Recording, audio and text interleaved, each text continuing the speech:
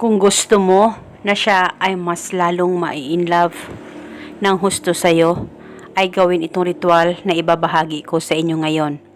Lalong-lalo na siya ay nanalamig na sa'yo at hindi mo na nararamdaman na mahal ka pa ng partner mo. At talagang wala ka ng halaga sa kanya dahil sa ikaw ay binaliwala na niya. Kaya ngayon may ituturo ako sa inyo na napaka-epektibong ritual upang mai-inlove ng husto ang mahal mo sa'yo, malayo o malapit man kayong dalawa sa isa't isa. Basta gawin ito sa mabuti at hilingin ng buong puso.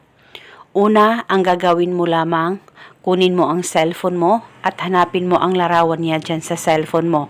Dapat meron kang larawan sa kanya at pagkatapos pakatitigan mo lamang ito ng maigi. Mag-focus at mag-concentrate ka at ibulong mo ito sa larawan niya.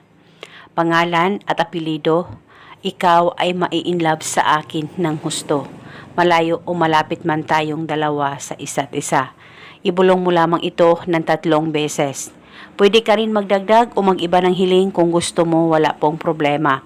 At pagkatapos, pahiran mo lamang ng kaunting laway mo ang larawan niya dyan sa cellphone mo. At pwede ka rin gumamit ng actual photo niya kung meron kayo sa kanya. At kinabukasan, ulitin ang paggawa nitong ritual, 1 beses sa isang araw. Gawin ang ritual na ito sa kahit na anong oras na gusto mo. At depende po sa inyo kung hanggang kailan nyo po gustong gawin ang ritual na ito. At paniguradong mai-inlove ng sobra-sobra ang partner mo sa'yo kahit gaano pa kayo kalayo sa isa't isa. Basta huwag kalimutang palaging magdasal at manalangin at hilingin ng buong puso.